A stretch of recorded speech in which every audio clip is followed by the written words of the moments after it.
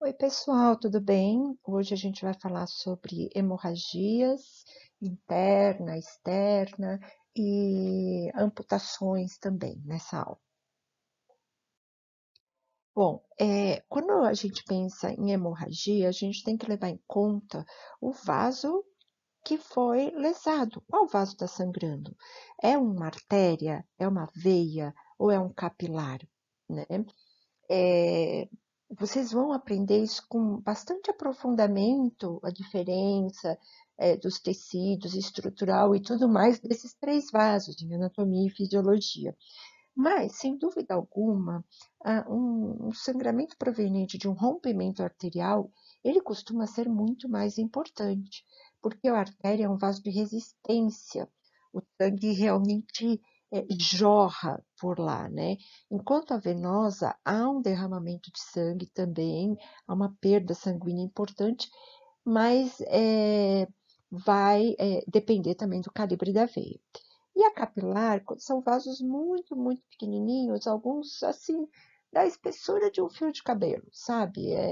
Do calibre de um fio de cabelo, às vezes. Então, uma hemorragia capilar é uma hemorragia mais discreta, né? Então, é claro que a repercussão, o risco de vida, enfim, vai depender muito do vaso acometido.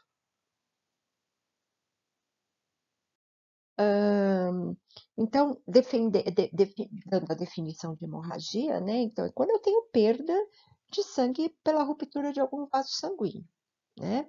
E que podem ser esses três tipos: uma hemorragia arterial, venosa ou capilar, como a gente comentou no slide anterior.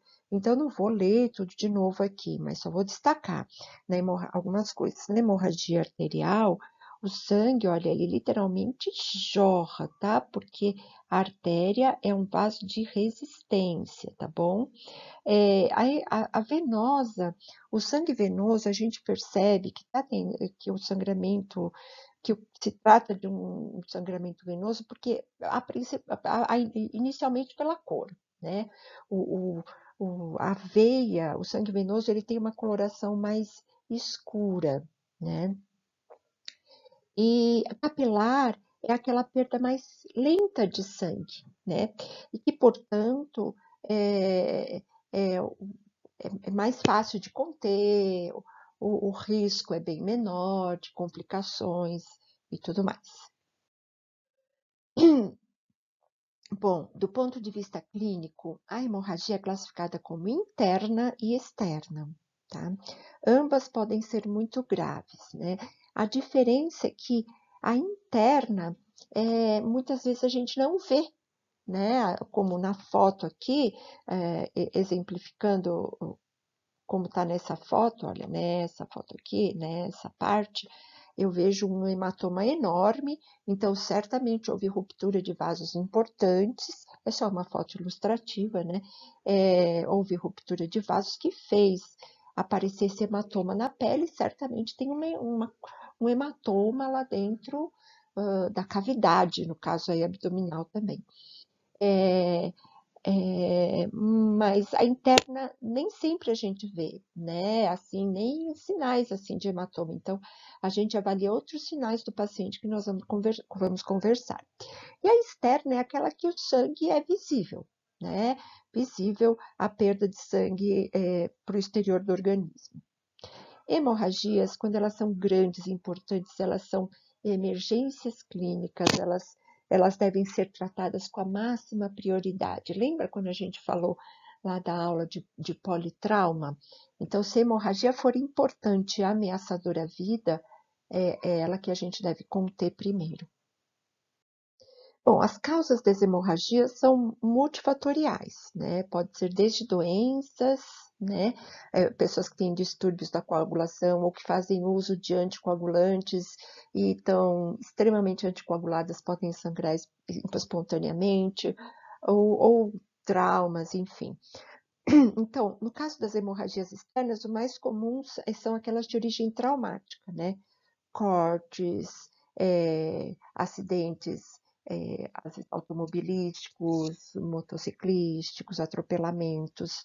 E a interna às, às vezes pode ser, né, por exemplo, por rompimento de aneurismas, e a pessoa nem sabia que tinha um aneurisma. O aneurisma é tipo uma deformidade de um vaso, no caso de uma artéria, e essa deformidade vai levando, a artéria vai se deformando, ficando mais alargada até que se rompe. E às vezes a pessoa que nem sabia que tinha isso, né? Bom, são casos de altíssima mortalidade, né? Rompimento de aneurisma.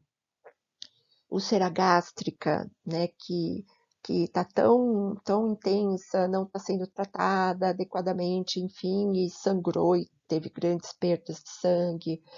Mas aí, no caso, a pessoa pode vomitar, né? Então a gente vai ver a exteriorização do sangue, embora seja de origem interna, né? E vários outros fatores que podem levar a isso, até mesmo um ferimento de arma branca, por exemplo, uma facada, pode sangrar de fora. A gente está vendo que houve o ferimento, mas o sangramento pode ser lá interno, levando muito mais do que a exteriorização do sangue, ao sangramento interno está muito mais importante do que qualquer sangue externo que a gente esteja, sangramento externo que a gente esteja visualizando. Bom, aqui tem umas fotos ilustrativas, né, de hemorragias externas, né? Então, o que a gente logo vai perceber? Presença de sangue na roupa da vítima, ou presença de sangue no local que a vítima se encontra, né, saindo do corpo, e esse sangramento pode estar saindo por cavidades naturais ou pelo ferimento, né, que ela sofreu. O que eu posso fazer? Bom, hemorragia desse tipo é uma emergência clínica, né? Então, eu posso fazer uma abordagem inicial, mas essa pessoa vai precisar ser removida com prioridade para um serviço médico, né? Então, eu vou expor o ferimento, se possível, né? Assim, o mais rápido possível, se precisar, inclusive, cortar a roupa da pessoa, enfim, eu vou expor o ferimento e fazer uma compressão direta, onde eu estou visualizando o sangramento. Claro, para isso eu preciso me proteger. Eu não vou pôr a mão com um pano, ou com uma gaze, ou com alguma direto lá e acabar me contaminando com o sangue. Não. Lembra, a segurança do socorrista em primeiro lugar. Então, eu tenho que estar com as mãos protegidas, tá? Senão fica bem complicado. Então, o objetivo é fazer uma compressão firme, direta, uma compressão forte sobre o ferimento, com um pedaço de gaze ou de um pano limpo, enfim, até o sangramento cessar. O problema é que, dependendo do tamanho do vaso, o sangramento acaba nem cessando, né? Mas, dependendo, até cessa. Pode demorar um pouco, mas cessa. Fixo aquele curativo e a pessoa vai ter que ser removida para ver a necessidade de sutura, né? Que é dar pontos, avaliar outras coisas. Quando a hemorragia for de um membro, ou seja, dos braços, em algum local dos braços ou das pernas, além da compressão, é interessante que a gente eleve o membro, a não ser que o membro esteja fraturado, né? Quebra, né, de algum osso, a pessoa esteja sentindo uma dor absurda, pode ter lá uma fratura. Então, nesse caso, eu não posso mobilizar o membro, porque eu posso piorar a fratura e posso piorar, inclusive, a lesão do vaso por causa da fratura e a pessoa sangrar mais ainda, tá? Então, na certeza que não há fratura, a compressão com elevação do membro associado é interessante. E depois da aplicação daquela compressão inicial, se mesmo assim o sangramento, eu ver que o sangramento diminuiu, mas ainda está parando, aquele tecido que eu estou fazendo a compressão já está muito encharcado de sangue, e o que eu devo fazer é não retirar aquele tecido ou aquela gaze por outra. Em cima daquele tecido que já está encharcado, eu ponho o outro em cima e continuo a compressão.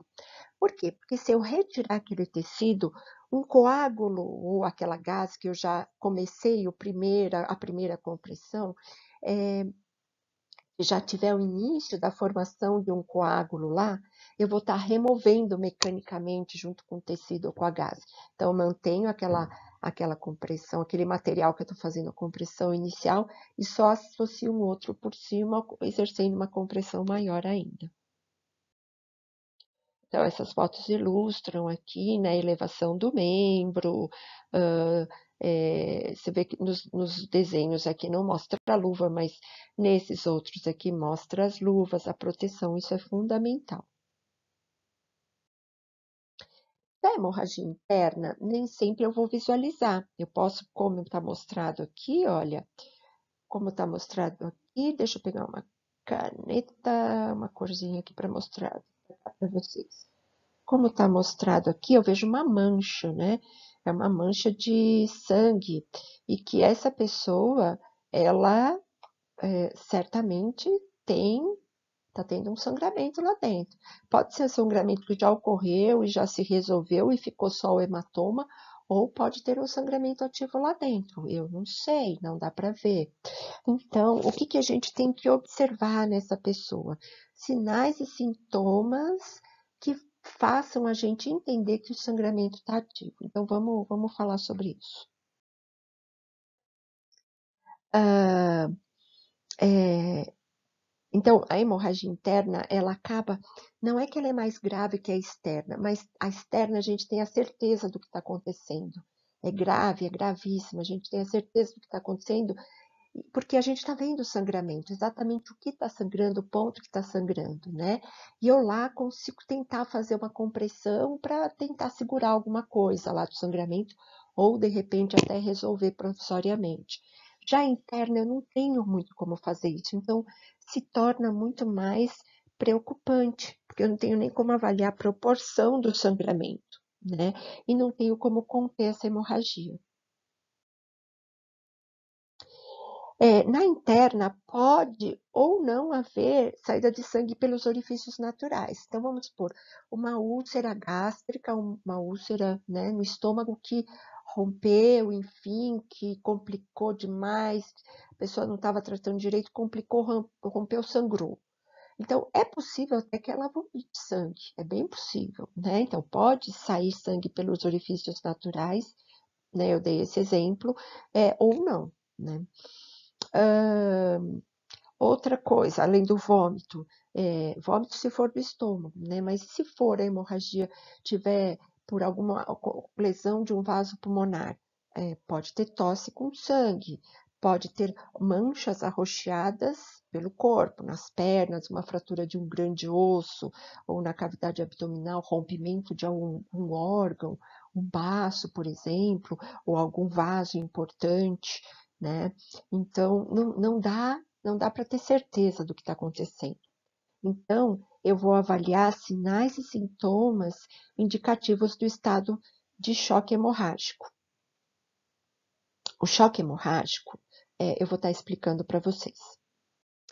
A gente já vai estar conversando sobre o choque hemorrágico, mas eu quero apresentar algumas coisinhas para vocês. Ó, deixa eu já ir pondo as legendinhas aqui. Isso aqui, gente, é uma estimativa de perda sanguínea, tá? Não precisa memorizar isso de forma alguma, tá? É só uma estimativa. Por exemplo, um fêmur, que é um osso longo, grande do nosso corpo, né? Quando ele sofre uma fratura, ele vai sangrar, a pessoa vai sangrar, até porque pode, inclusive, lesar, além da perda do sangue óssea, pode lesar, né, vasos que estão lá adjacentes a ele, né? Então, uma estimativa de perda sanguínea de aproximadamente 600 ml. As costelas, isso no adulto, né? Uma fratura pode ter um sangramento uma perda de sangue de 500 ml, o úmero, que é um outro osso do braço, de 75, a pelve, né? Então, dependendo de quanto vai perder, 3.000 ml, seriam 3 litros, né? Então, depende muito do que vai, enfim, é uma estimativa só, porque depende do tamanho da pessoa, né? Do peso, da altura, da superfície corporal e tudo mais. Então, a gravidade de uma hemorragia vai depender do sangue, do sangue não, do vaso que foi acometido. Falamos lá isso no início da aula, né? E a velocidade com que a pessoa está perdendo sangue, tá? Por exemplo, hemorragias de vasos do pescoço, carótida, jugular. Nossa, são vasos que, artéria carótida ou a veia jugular, são vasos que geram uma perda sanguínea absurda, né? E a morte é muito rápida, né? Agora, quando são capilares, o risco de morte é bem menor, quase zero, né? Porque a perda realmente é muito sutil e a gente consegue conter rapidamente, né? Fazendo o mesmo procedimento, palpando com tecido limpo e tudo mais.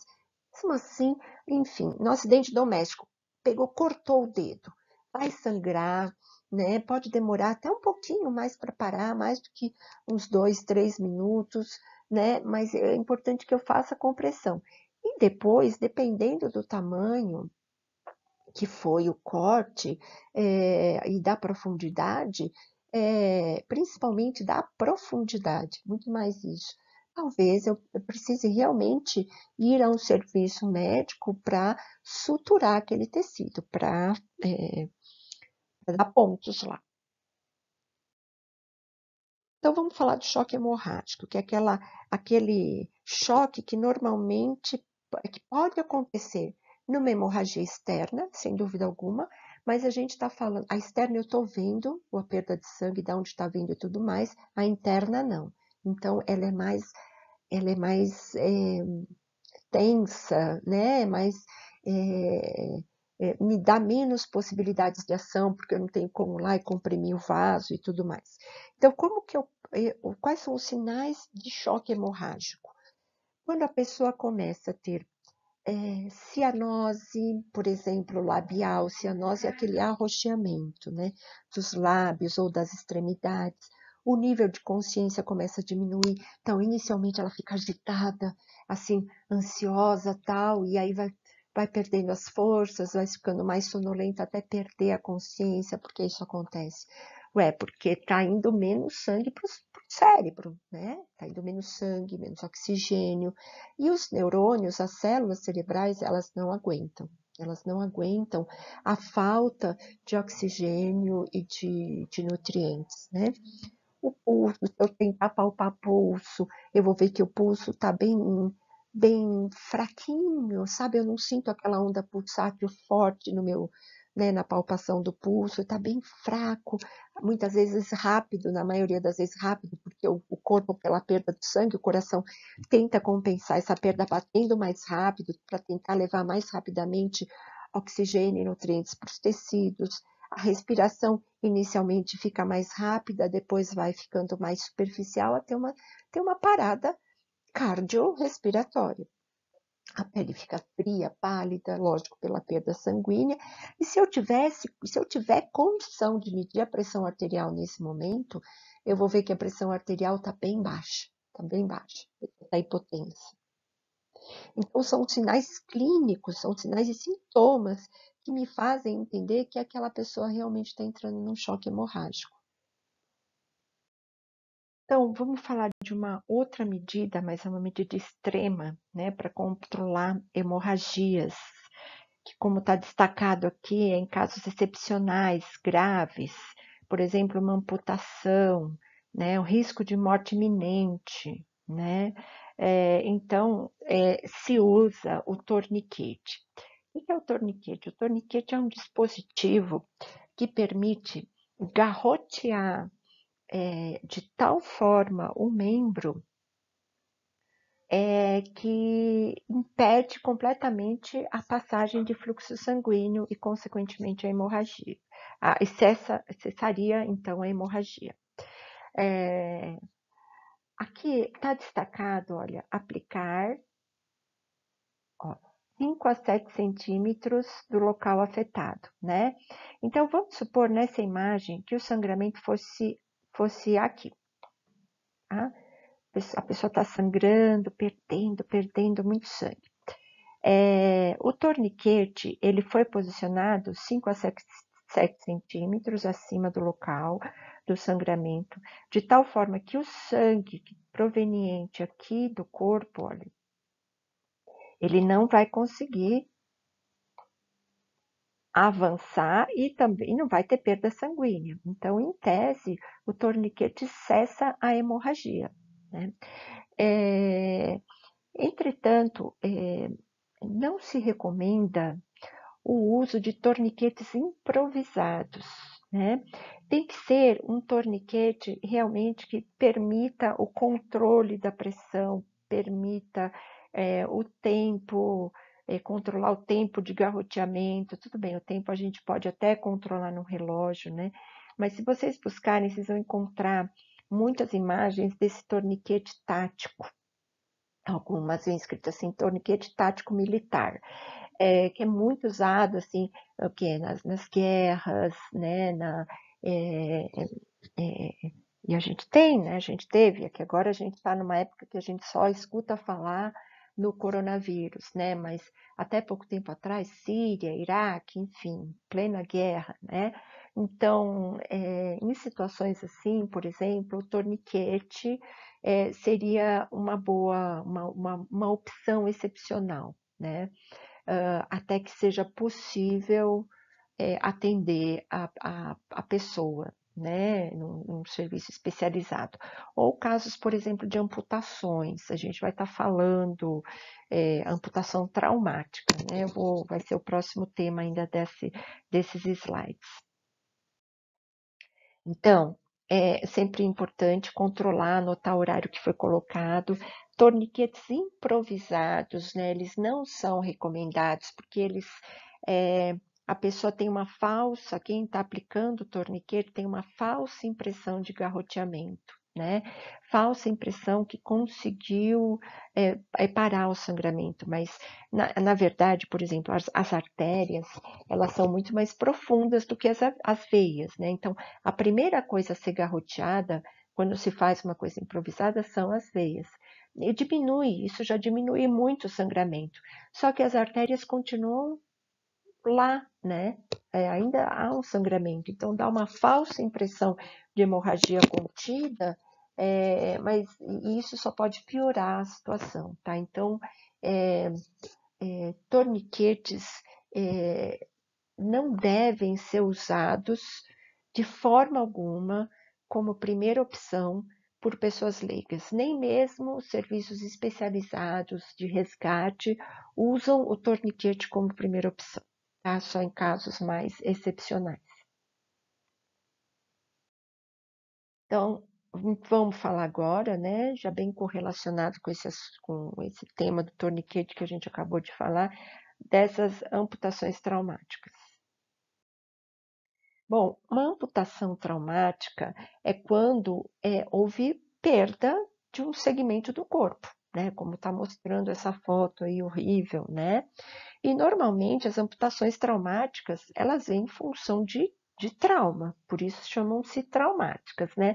Não é aquela amputação cirurgicamente programada porque a pessoa já está com o membro inviável, não tem mais nada, enfim. Perdão. Então, aqui tem mais algumas fotos, né? Olha, onde houve amputação, né? Fotos bem horríveis, não é mesmo? Onde houve a amputação, e aí depois tentou-se a correção, né, cirúrgica. A gente vai mostrar um slide de correção cirúrgica depois. Aqui, olha, parte dos dedos estão amputadas nessa mão aqui, completamente deformada, né? Essa parte do dedo foi arrancada, não sei como, parte parcial do dedo arrancada, o segmento que foi arrancado está aqui, tá? Então, aqui mostra o trauma, né? Não a correção, não tem nenhuma imagem de correção cirúrgica.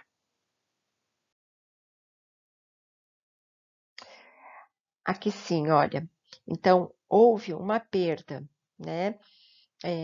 Do membro. Olha, o polegar perdeu realmente, o segmento dele foi perdido. E aqui não chegou a se perder o segmento, né? Mas ficou bem, por muito bem destruído, né? Por muito pouco não perde completamente esse segmento aqui dos dedos, tá bom? Então, aqui é no pós-operatório, né? Então, houve a reconstrução, ó, dá para ver aqui nesse pontinho a cicatriz, estão vendo? Um risquinho aqui. Ficou perfeita a mão? Não ficou, mas é, dá para recuperar uma boa parte funcional com muita reabilitação, muita fisioterapia, mas melhor do que estar, né, completamente perdido o segmento do dedo. O que a gente vai falar aqui é com cuidados com a parte que foi amputada, né, com o segmento que foi amputado, que foi perdido, né, separado do corpo. Então, antes de falar do segmento, a gente tem que ter uma coisa em mente, tá? O mais importante é socorrer a vítima, né? Porque se eu ficar dando atenção para o segmento que está amputado e esquecer da vítima, ela pode morrer, né? E eu fico lá cuidando do segmento. Então, o que eu vou avaliar a vítima, ver se ela tá respirando, tá consciente, tem pulso, enfim, essas coisas. E no local que ela perdeu, no corpo da vítima, o local que ela perdeu esse segmento traumaticamente, provavelmente vai estar sangrando, viu? Tem uma hemorragia lá. E a gente já falou como tentar conter hemorragias, né? Isso vamos dizer assim, uma abordagem inicial, né? Para que aquela pessoa não morra e tenha tempo de chegar no serviço de emergência. Então, eu vou lá, conter hemorragia com tecido limpo, de forma forte, né, com tecido limpo, uma gaze, enfim, ponho mais tecido em cima se precisar, tudo aquilo que a gente falou, tá? Então, isso é importante, tá? Eu primeiro olho a vítima. Aí, beleza, tá? A vítima está em ordem na medida do possível, né? A vítima vai estar muito mal. Mas aí eu vou lá e vejo o segmento amputado, que provavelmente estará próximo à vítima, né? E o que eu faço com esse segmento? Envolvo num pano limpo, acondicionado em um saco plástico. Acondicionado é assim, empacotado, tá? É uma forma diferente de falar. Então, coloco esse segmento num pano limpo, coloco dentro de um saco plástico. E esse saco plástico, que nele está o pano com o segmento, né? Eu coloco em outro saco com água, né? E por último, uma pequena quantidade de gelo. Por quê? Para que o membro não fique num contato direto com o gelo, porque isso só poderia acelerar a deterioração, né? E ser a reconstrução, o reimplante ser muito mais difícil.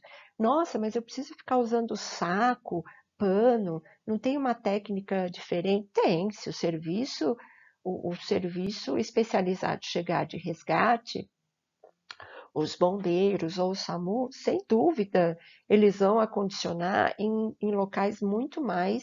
O que a gente está falando é de um atendimento imediato. Eu estou sem nada, estou sem nenhum recurso, eu estou na rua, eu estou, enfim, em qualquer lugar, e aconteceu isso. O que eu faço? Eu faço. Eu estou em casa, aconteceu um acidente, eu trabalho com as coisas que eu tenho disponível, né? E o que eu tenho disponível é isso, um pano para pôr o segmento, coloco dentro de um saco. Esse saco coloco dentro de um outro saco com água. E por último, esse outro saco com água eu ponho dentro de um outro saco com gelo. Tudo isso para minimizar o contato do membro com o gelo, do segmento com o gelo.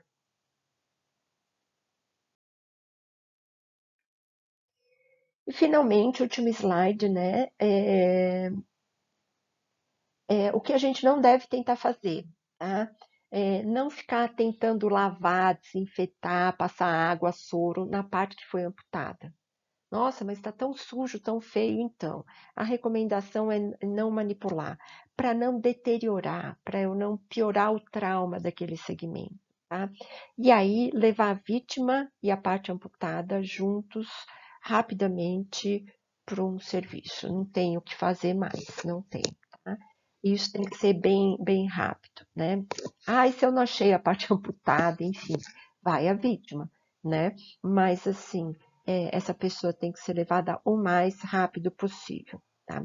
E o sucesso do reimplante, como está destacado nesse quadro embaixo, vai depender de como foi o trauma, a amputação traumática, né? Se for por arrancamento, como está escrito aqui, ó, se for por arrancamento, é sempre mais complexo o procedimento cirúrgico, porque existe mais trauma tecidual. Agora, se for traumas lineares, tá? Perdeu por corte de faca, por guilhotina, enfim, alguma coisa assim, não é mais fácil, é muito complexo também, mas existe uma possibilidade de maior sucesso até de reimplante. Mas, de qualquer forma, sempre é tentado o reimplante. Pessoal, obrigado pela atenção e até a próxima.